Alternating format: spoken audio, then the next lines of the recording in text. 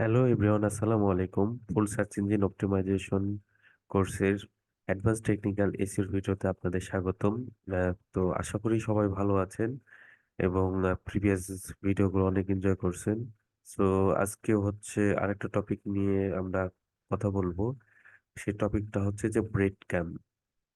তো যারা এই ভিডিওটা দেখবেন তাদেরকে বলে দিই যে কিছু টপিক আসবে আপনার, আহ, সেই বিষয়ে আপনাদের অনেক ডিপলি নলেজ গেদার করতে হবে। আবার কিছু টপিক হয়তো আসতে পারে যে আপনার হয়তো প্র্যাকটিক্যাল লেভেলে তেমন নলেজ থাকতে হবে না, জাস্ট হচ্ছে আপনার একটা থিওরি বা একটা আন্ডারস্ট্যান্ডিং লেভেল থাকলেই হবে। সো আজকের যে টপিকটা, এটা মোটামুটি আপনার একটা আন্ডারস্ট্যান্ডিং লেভেল থাকলেই হবে।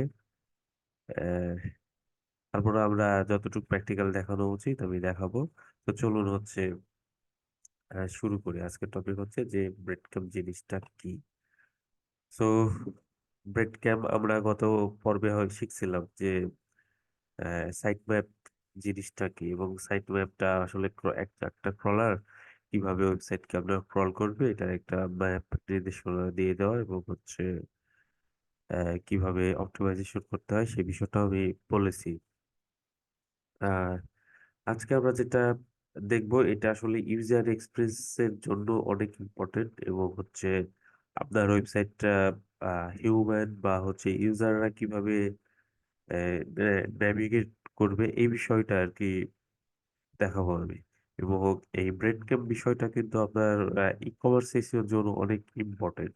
আপনার অন্যান্য ওয়েবসাইট যেমন আপনার ব্লগ ওয়েবসাইট বা হয়তো সার্ভিস ওয়েবসাইটে হত অতটা হয়তো আপনার কাজে লাগে না, বাট আপনার যদি কমার্স ওয়েবসাইট হয় তখন কিন্তু এটা অনেক ইম্পর্টেন্ট একটা বিষয় হয়ে দাঁড়াবে।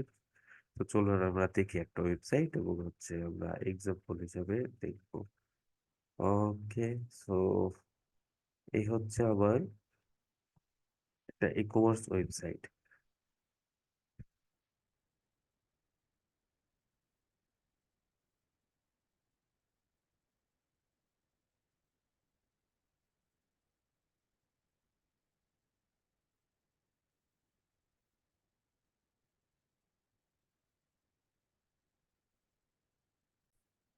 ওকে, সো এই ওয়েবসাইটটা যদি আমরা ফলো করি, আমরা হয়তো এই ওয়েবসাইটটা সাইট ম্যাপটা দেখছিলাম। সাইট ম্যাপটা আমি যদি আবারও একটু জাস্ট দেখাই আইডিয়ার জন্য, যে এখানে সাইট ম্যাপ ইনক্লুড আছে হচ্ছে আপনার post site map, page, product, এর হচ্ছে ক্যাটাগরি, পোস্ট ট্যাগ, উডমার্ক, স্লাইডার, দেন হচ্ছে হয়তো এগুলা আমি রিমুভ করব।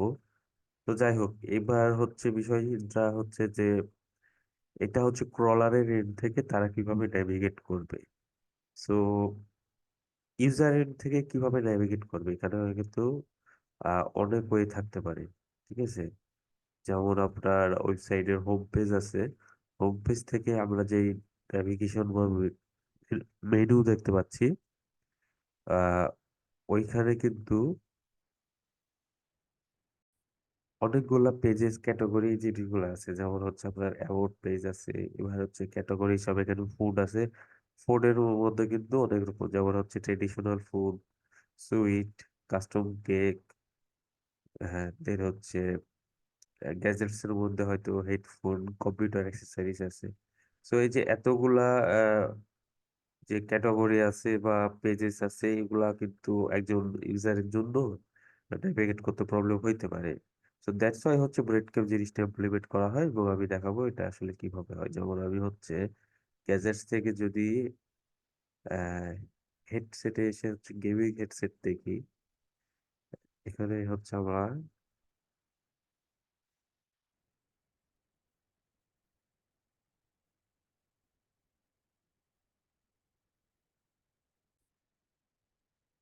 ওকে, সো গেমিং হেডসেটে আমরা দেখতে পাচ্ছি যে একটা কিন্তু সুন্দর কি বলবো আহ, পথ কিন্তু দেখানো হয়েছে। যেমন হচ্ছে এই ওয়েবসাইটটার হোম পেজের আন্ডারে আছে হচ্ছে আপনার প্যারেন্ট ক্যাটাগরি হচ্ছে আপনার গ্যাজেট এন্ড অ্যাক্সেসরিজ, সেটার আন্ডারে আছে হচ্ছে হেডসেটের আন্ডারে হচ্ছে গেমিং হেডসেট, এবং এখানে কিন্তু ওই প্রোডাক্ট গুলাই ডিসপ্লে করছে।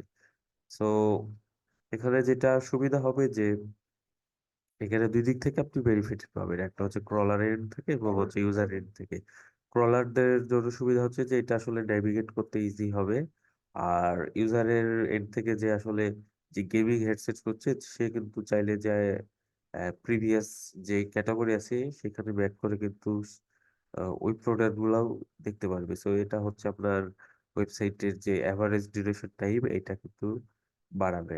আর ক্রলারদের এন্ড থেকে হচ্ছে যে এটা কিন্তু একটা যেহেতু লিঙ্ক, দ্যাটস ওয়াই হচ্ছে দেখা যাবে যে আপনার এটা ক্রল করতে অনেকটা সুবিধা হবে। যেমন হচ্ছে আপনারা দেখবেন যে গ্যাজেট অ্যাক্সেসরিজ এর এগেইনস্টে অলরেডি কিন্তু, জাস্ট এখানে একটু ফলো করেন, এই যে এখানে কিন্তু একটা ইউআরএল তৈরি হচ্ছে। দেন হেড সেট এটার কিন্তু এই ক্যাটাগরির ইউআরএল কিন্তু আপনি এখানে দেখতে পাচ্ছেন। সো যেহেতু এটা একটা লিঙ্ক, আপনার হচ্ছে ইন্টারনাল লিঙ্কিং এ কিন্তু এটা অনেক হেল্প করবে। দ্যাটস ওয়াই হচ্ছে এটা ইম্পর্টেন্ট। এবং আহ, এইটা কিভাবে ইমপ্লিমেন্ট করবে এটার জন্য অনেক প্লাগইন আছে। সো আপনার ওয়ার্ডপ্রেসের উকভার্স এর কিন্তু ডিফল্ট কিছু প্লাগইন আছে, আবার হচ্ছে থিমেও কিন্তু ডিফল্ট অপশন থাকে।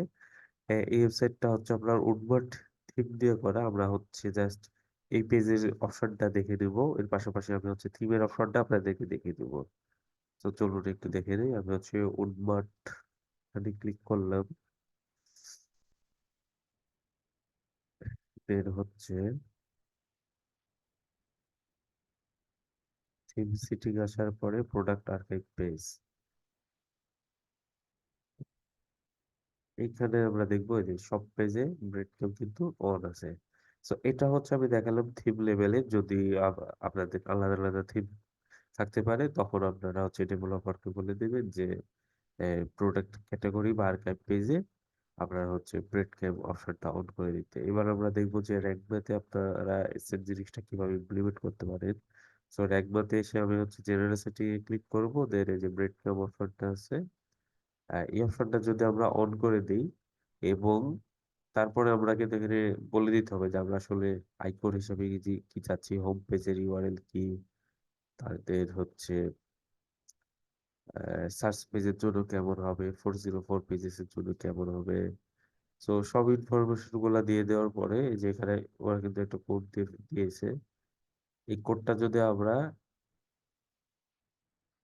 ওয়েবসাইটের ফাংশন পিএসপি অথবা হচ্ছে আপনার ফাইলটাকে বলা হচ্ছে হেডার হেডার পিএসপি যেটা আছে ওইখানে, ওই হেডার ক্লোজের আগে যদি প্রেস করেন তখনও কিন্তু আপনারা এটা ইউজ করতে পারবেন। তবে আমি এটা রেকমেন্ড করবো না, এটা আপনারা নিজেরা কখনো করতে যাবেন না। এটা হচ্ছে আপনার ডেভেলপারকে দিয়ে করাবেন, যেহেতু এটা কোডিং এর বিষয় আছে। তো ওভারঅল হচ্ছে এটাই প্রসেস। ব্রেডক্যাম্প যদি ই কমার্স ওয়েবসাইটে আপনার না থাকে আপনাকে হচ্ছে এটা ইউজ করতে বলতে হবে। আহ, এই হচ্ছে ব্রেডক্যাম্প টপিক। আহ, আজকে আমি একটু অসুস্থ, দ্যাটস ওয়াই হয়তো ভিডিও বানাতে একটু প্রবলেম হয়েছে। আই হোপ এটা আপনারা কনসিডার করবেন। আর যেহেতু এটা অত ইম্পর্টেন্ট টপিক নয়, দ্যাটস ওয়াই আমি তারপরে রেকর্ড করলাম। নেক্সট ভিডিওতে দেখা হবে ইউআরএল স্ট্রাকচার নিয়ে, যে আসলে আপনার বিভিন্ন ওয়েবসাইটের ইউআরএল স্ট্রাকচার পারমালিঙ্ক গুলা কেমন হওয়া উচিত। সো দেখা হচ্ছে পরবর্তী ভিডিওতে। আল্লাহ হাফিজ, ভালো থাকবেন সবাই।